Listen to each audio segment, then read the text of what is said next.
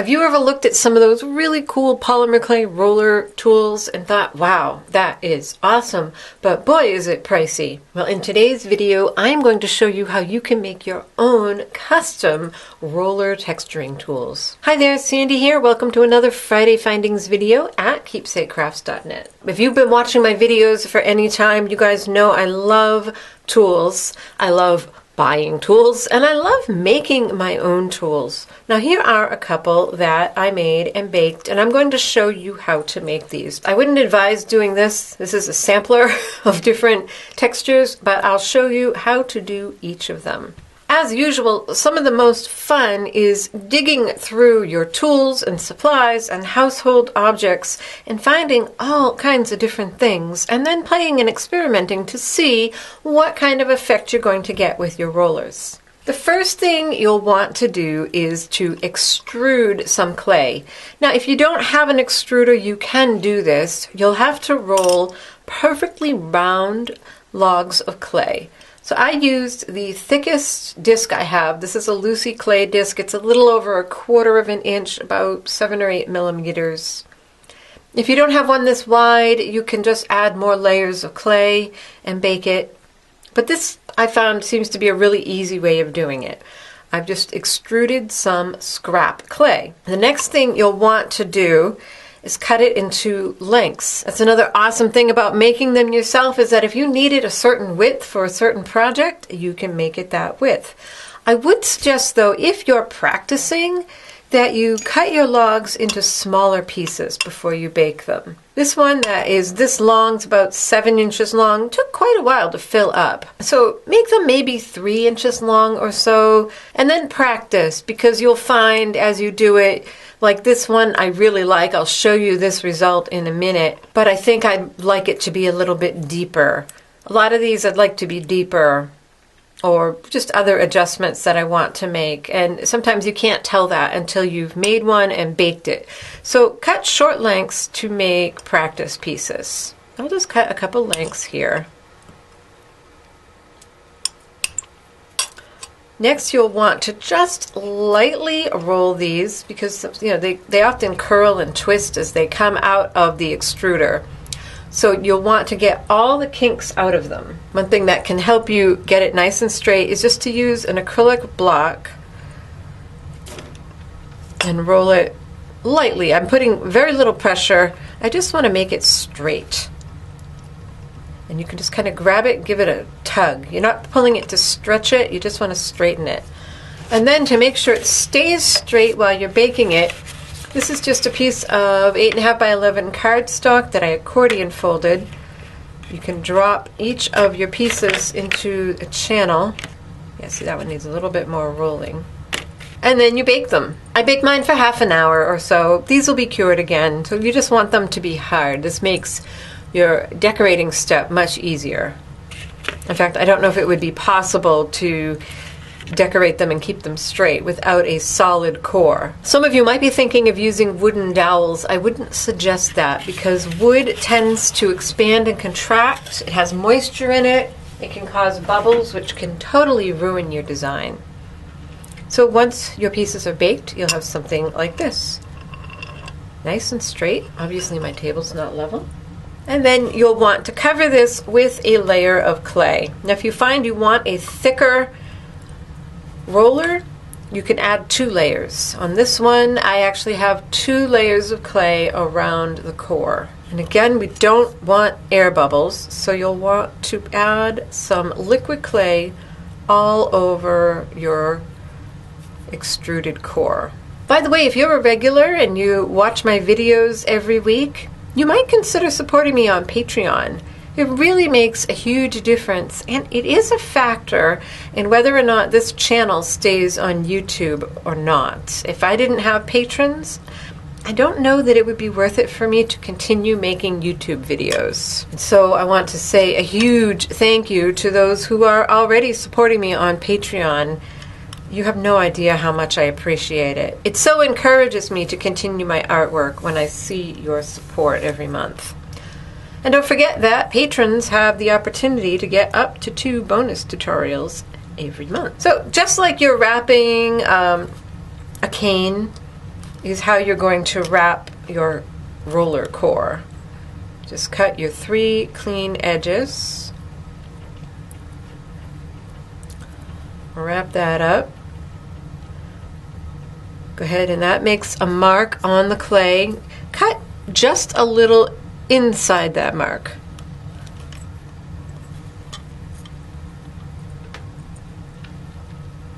And roll it up. And see, when you cut inside the mark, it really has a better chance of meeting. Now again, we want to avoid air bubbles, so we're going to stroke this from the inside out and really smooth out that seam. You have to be careful here. You don't want to press it so hard that you stretch the clay and make it too big to fit around your core. But you do want to smooth that out, otherwise it will show in your final design. So again, I like to use the acrylic roller, and I'm putting a little bit of pressure on here because I do want to smooth that out. And I'm just going to trim off those ends. It makes it a little bit easier just to not have the squishy ends hanging out. There. Okay, now we can start making some designs. So this is the time to start digging through your supplies and see what you've got that you can use to make impressions. You could use cutters, you could use stamps. These are leather stamps you can use. Beads, you could use the handle of a tool or the needle end of a tool. You can use filigree, you can use charms. These are Swarovski crystals, and I just stuck them on some poster tack as handles. And I had mixed success with these, so let me show you the results. These are all the things that I used to make the impressions on this. So here's a sheet of clay that I embossed with this roller, just like this. I have to say this side turned out to be my favorite, and I will show you exactly how I did this. The only things I used were a needle tool and some of my cutters. But there are a couple of steps in order to get an effect that you like that you have to follow. For this, you can see the little hearts here. Again, I used my cutters. And what I can see here is that I probably wanted to make them a little bit deeper. So I just had this little heart cutter that I pressed into the clay in a pattern. And you can do it over an entire roller. Now this didn't come out great because I needed to do it deeper, and this is what I'm talking about, that you'll want to test and practice a little. In fact, I can even see that this one isn't deep enough, and this is where I used this stamp and just stamped all around the clay roll. And yeah, it's really obvious now that I seem to have gotten a little bit more pressure on, mostly on the right sides. With a little practice, getting the depth right, you can see you would have a really nice pattern, a line, an all over pattern. Some things that I thought were going to be really cool didn't come out as great as I had hoped. I used this little starfish bead and pressed in here. There were a couple of problems with this. It didn't quite pick up all of the detail that I had hoped, not in the final embossing. I think there's a limit to how deep you can get these. And also it's a little tricky because you're displacing clay, and so you can see like that one is distorted because as I press in here, the clay that isn't there anymore has to go somewhere, and so it pushes on the ones around it. So something this deep is a little tricky to get a good impression. And I thought I would try to do an ocean theme, and I used like the clamshell. It didn't come out fantastic. But again, it's something you can play and experiment with if that's what you want. Now these, I thought this was the coolest idea. I used Swarovski crystal bicones. Now this one is a top drilled. Oh, you can see the poster tack is stuck in the hole. And I picked a top drilled and then put the hole in the poster tack so that when I pressed it into my clay, can you see the difference between these two? This one is flat on the bottom, so when I pressed that in, I had the flat. But this one is not a top drilled bead. It has the hole going through it from point to point. So when I press this one into the clay, I get like a little peg in there, so to speak. The clay goes up into the hole. Now these were pretty deep, and again it was tricky because by the time I got back around to the beginning, a lot of these had distorted because I had displaced so much clay. And also down here you can see I did not get the full depth. I didn't get much, hello cat hair. I didn't get much depth at all with these. This one, although it's hard to see on the clay, I can really see the potential. I just used this filigree. I measured around my piece and found that it was just a little over 2 inches, and this is just about 1 inch. So I was able to put one on each side with their tips. That's that spot right there, just touching on each side. And so you end up with a continuous swag. Can you see that? Just here, here, here, here. So you would end up with a continuous design. Great for a border. This one was kind of a total fail. I thought of just pressing this bead in around. It was the last one. I just grabbed one final thing. And I think if you wanted a design like that, you'd probably be better just doing this. See, that's kind of fun.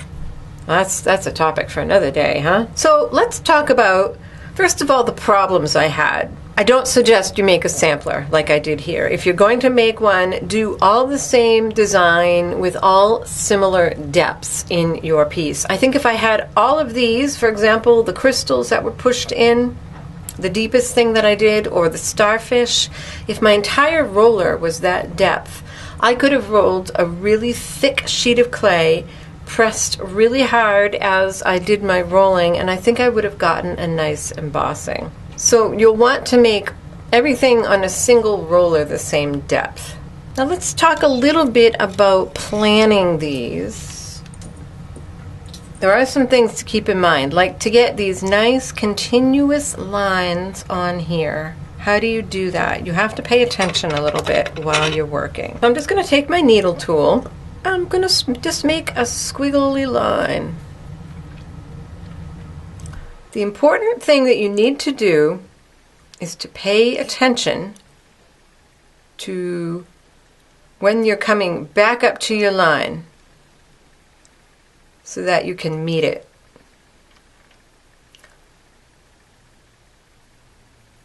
Because you can't just make a line that meanders across if you want a distinct pattern like the one I showed you. Because what will happen is it will cross over itself. Now you can make these crossed over these, but you just have to pay attention. So here's this end. And if you start, here's a trick to make it a little easier. If you start kind of facing pretty straight, perpendicular to your core, then it will be easier to be sure that you meet up. See, now I'm meeting up. And I can make that even. So we'll just start, let's see, we'll start straight. And you just have to keep watching for that line. So there it is, okay. To come back around the other side. Now you can crisscross over these if you want, but you'll have to do the same thing. Treat each line as its own individual. So I'll start here, I'll crisscross over that one. Come back out here. Watch for that. And that's all there is to it. And if you want, once you're done, you can go back and make your lines a little deeper. And notice how I'm holding the tool. I'm kind of starting and then rolling it towards me. What I don't want is to get, I keep making a mess of that part. But what I don't want is to get the tip embossed, unless that's going to be part of your pattern. I mean, you could do that. You can do anything you want. Once you have all of your lines in, you can then take your cutters, let's see, and press those in wherever you want. The spaces on my other one were a little bigger, so I had some bigger. Now notice, I don't know if you can tell on camera, but I can see it. This is curved, this is straight. So you have to rock it. So get it in there and press it north, then south, and maybe a little east and west, so that you get a fairly even impression. And make sure you do that with anything that you're using, with any cutter that you're using. Of course, the bigger it is, the more effect the curvature of your piece is going to have. And I think this will give me a nice deep impression. So like for example with this stamp, that was part of my problem, was that it was curved. Now for this, where it's kind of big, it's helpful. You can see on this end, I made registration marks. And actually I only have, I made 2, and then I looked to see the spacing and realized, so here's 1 on one side and 1 on the other. And then I looked carefully and saw that I had just enough room to fit 2 more in between. With the hearts, because they're small, I just did a row of spacing. And again, like with the lines, you watch for it coming up and then adjust your spacing accordingly. So it's just a matter of paying attention. For the bigger stamp, you just have to do the same thing I said to do with the cutter. You press it in and then kind of north, south, maybe a little east, west. Oh, missed it on the south. You can press it back in. There. Now I have a nice, deep, even impression. Once you have everything that you want in there, you just lightly, very little pressure here. All I'm doing is smoothing it out. I don't want to roll away my texture. And yeah, sometimes that kind of distorted and things. I may have maybe pressed a little too hard there. But you can go back in with your needle tool and your cutters and just keep adjusting.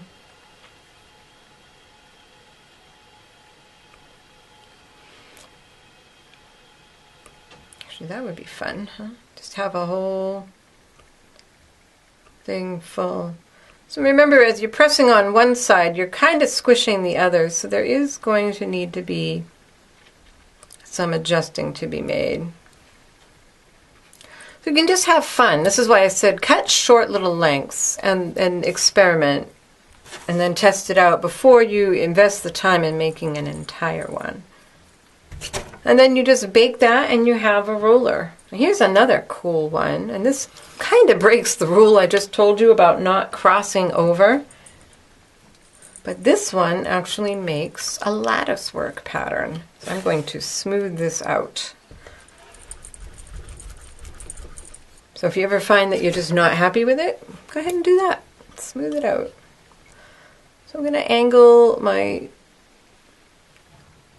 needle tool at about a 45-degree angle.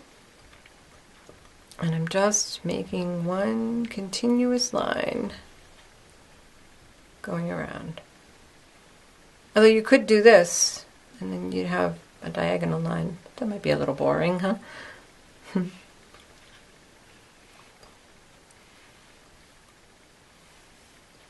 And by the way, if you're interested in the supplies I use, click on the little eye in the upper right of the video or the link in the description box to go to my blog post, where I always will have a complete supply list with links to products.